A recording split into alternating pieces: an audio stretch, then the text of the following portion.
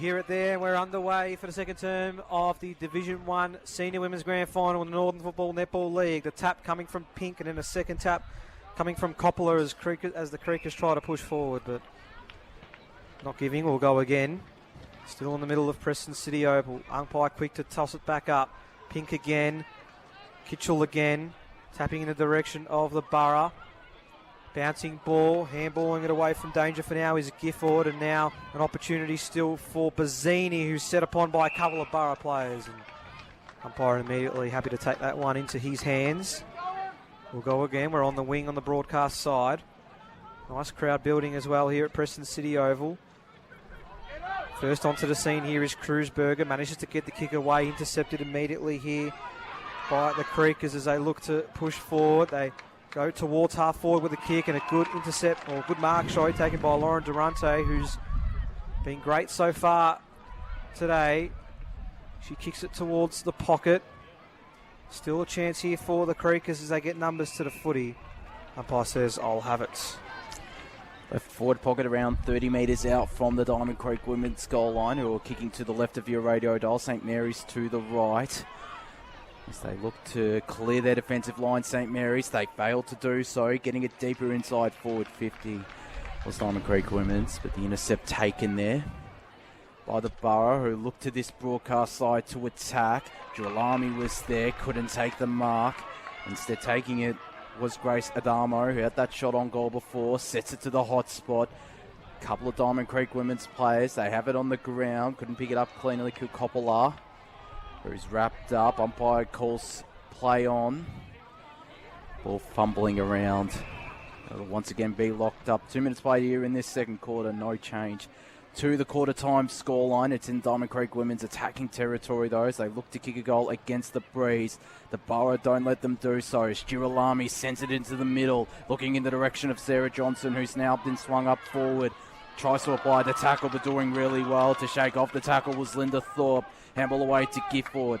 Got a player loose there in Bazzini, who sends it inside forward 50 for Diamond Creek Women's. Kitchell was there. And she's locked up as Kitchell. And this ball will be tossed up inside forward 50 for Diamond Creek Women's. So 3 minutes gone, just about. There's a player down, though, for St Mary's. It might be Johnston. So we're just going to halt play here for the moment. So still on the grounds as we just await the trainers to send it through. We'll get to her and hopefully she is okay. So just going to have a halt in play at the moment as we wait for the play. The trainers are attending to her, so she's in great hands, but we're just going to hold for the time being, and players are going to go to their huddles.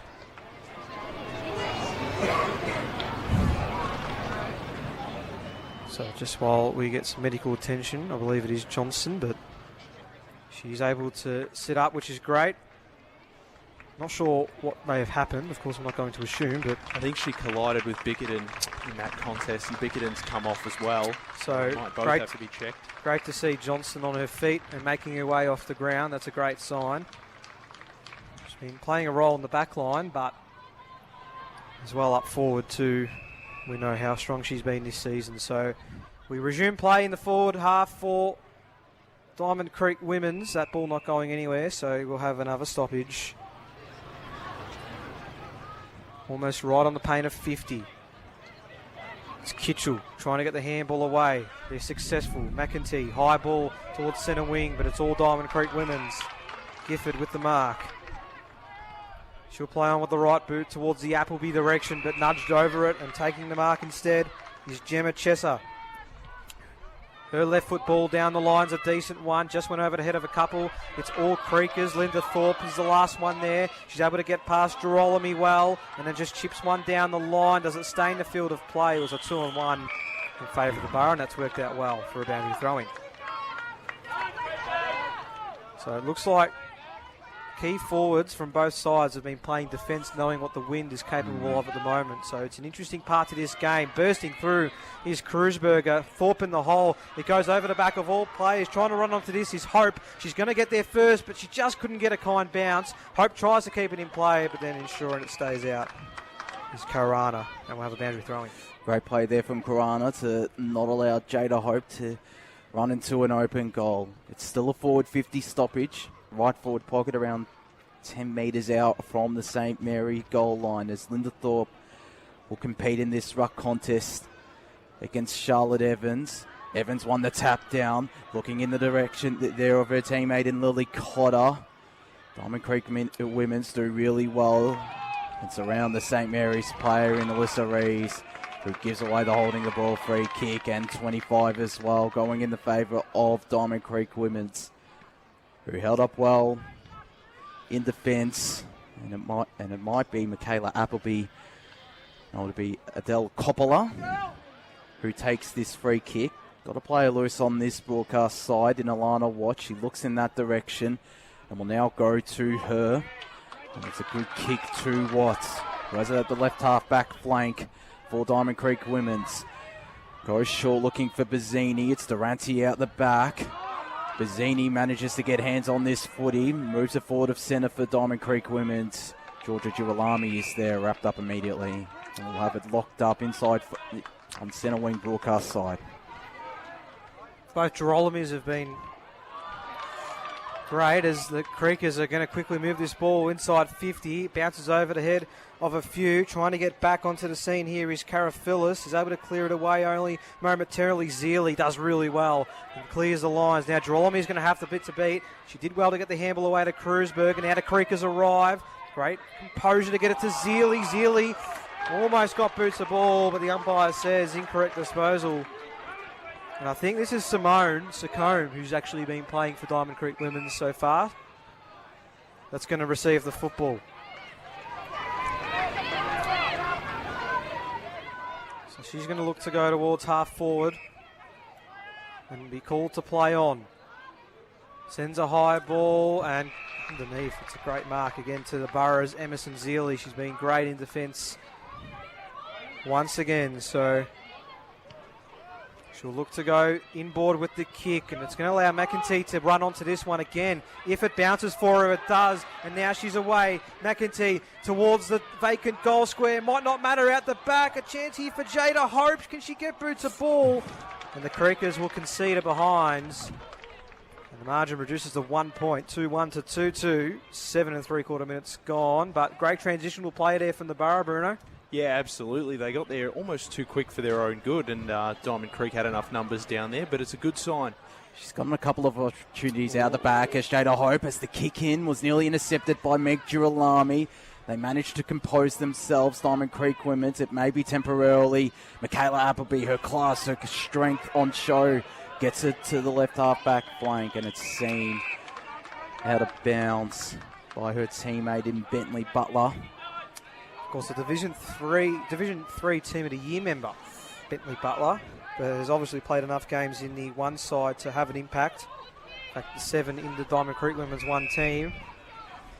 Pye will call for it again. We're between wing and half forward for St. Mary's. They trail this contest by just 1 point. Pink comes in hard to get the tap. Here comes Coppola, who's got no room to move, and will go again.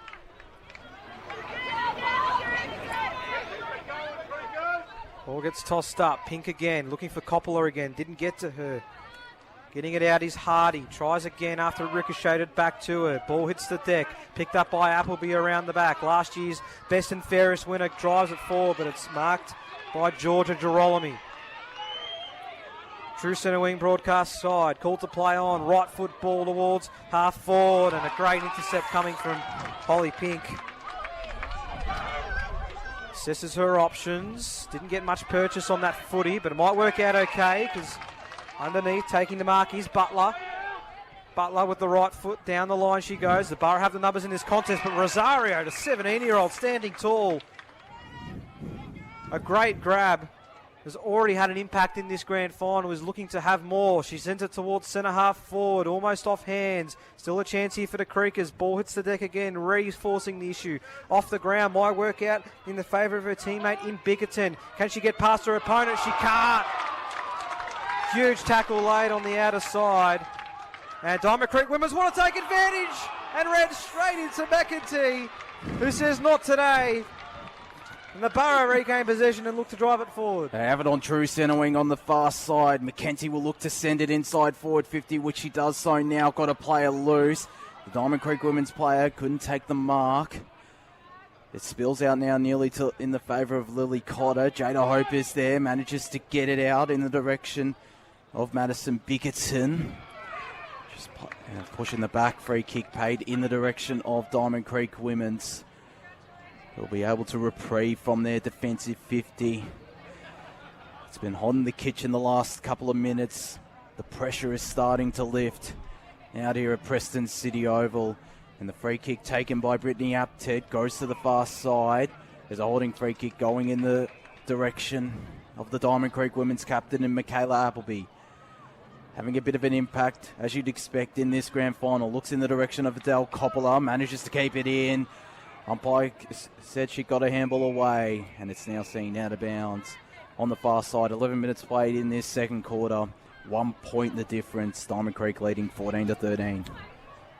Boundary throwing all on her own is Kitchell in the ruck. Was able to, well, not tap it to an advantage in the end. It's going to be cleared by Alicia Ryan as the Creekers looks to get it towards half forward. Georgia Girolami handballing it towards the boundary line. A few players slipping over. Rees getting the clearing kick eventually is Saunders. Bouncing ball towards half forward. Zealey's happy to see that ball over the line. And we're going to get a boundary throw in. Only 8.5 minutes left in this contest. Ball goes over the head of all ruckman. It'll be cleared away by the Borough. Bouncing ball towards half forward. Creekers have numbers back, but it's always a dangerous situation. In the end, keeping her feet on there was Apted. Got it away to Michaela Appleby. Just overran it, but had enough time to get the footy back. Didn't get over the head of Hardy. Read the bounce well. Sends it towards half forward. Cut off. Now the Creekers will start to move forward here as they get it towards centre half forward themselves. But the Borough, they win the ball back on their own right, and they took advantage cleverly because now they open up an opportunity. Johnson, who's back on the ground, is able to tap it well to the advantage of Evans. Back to Johnston. Johnson opts to kick it inside 50 with a bouncing ball. Who does it favour here? It's a one-on-one contest. Hope couldn't get boot to ball. Umpire says holding the footy. Ooh, and there's a bit going on as well, but umpire quick to just sort things out. It's going to go back in the direction of Diamond Creek Women's and Cantrell, who will look to clear it from defensive 50. Hardy's at the back, no problems. Last year's best on ground winner in the Division 2 decider. Hardy assessing options here.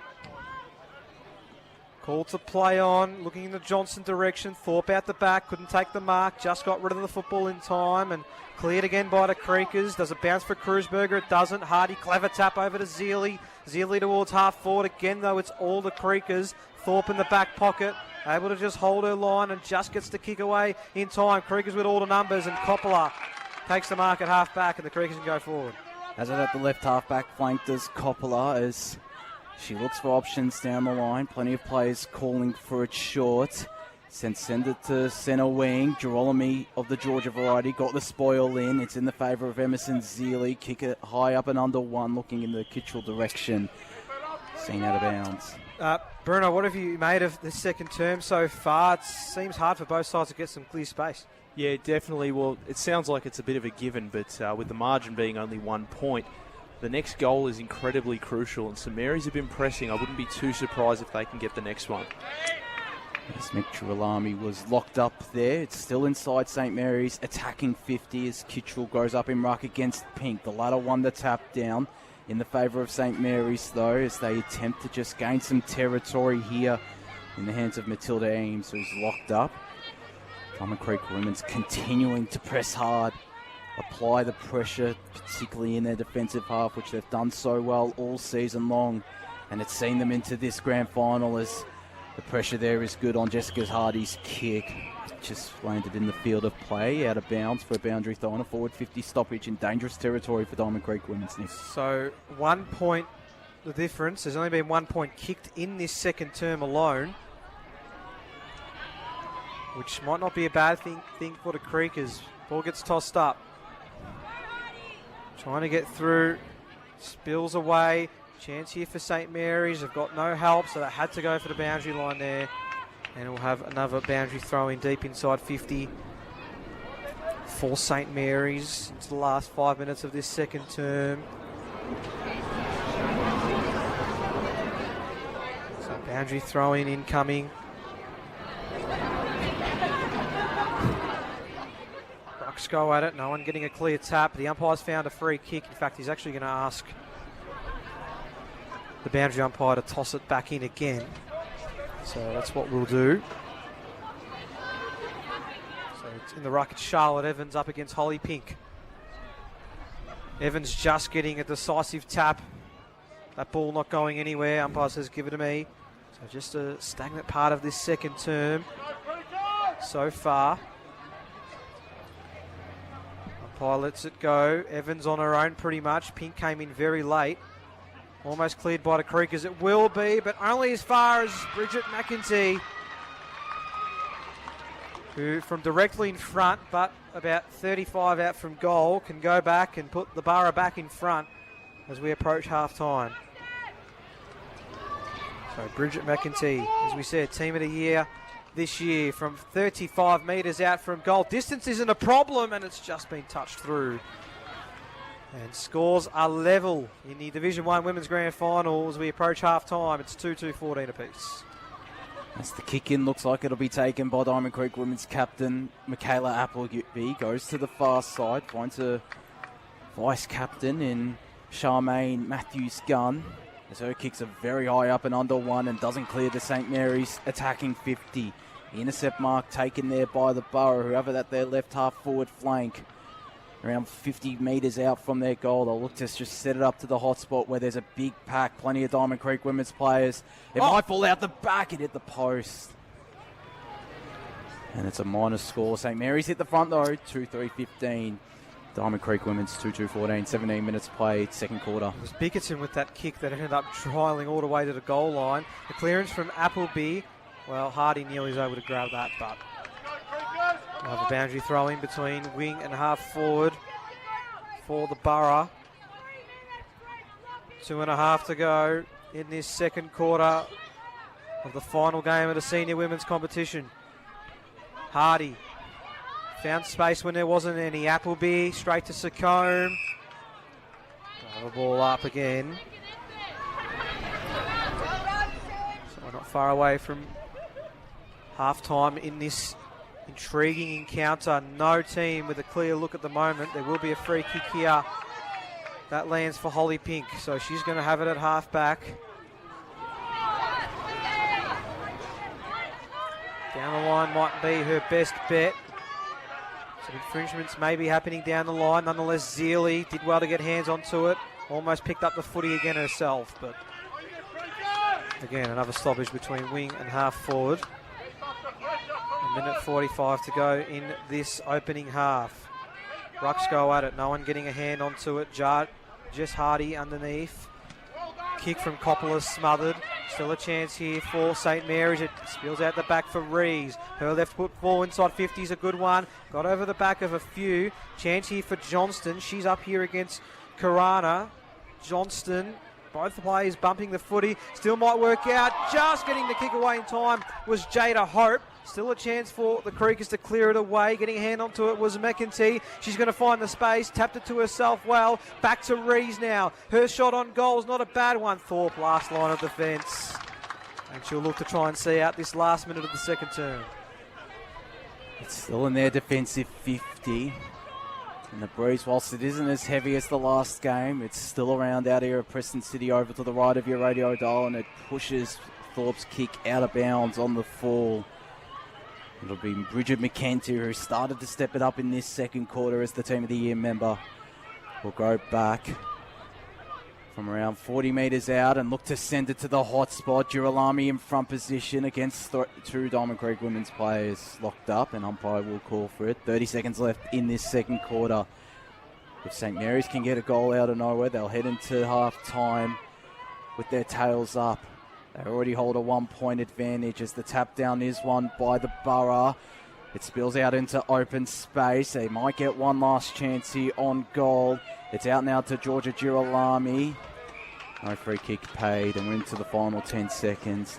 There probably won't be any more score in this first half unless there is a free kick paid, which there isn't, as there goes the half-time siren. It's a tight and tense Heidelberg Golf Club Division 1 Women's Grand Final, and it's St Mary's who lead 2-3-15. It's Diamond Creek Women's 1, 2-2-14, heading into the main break.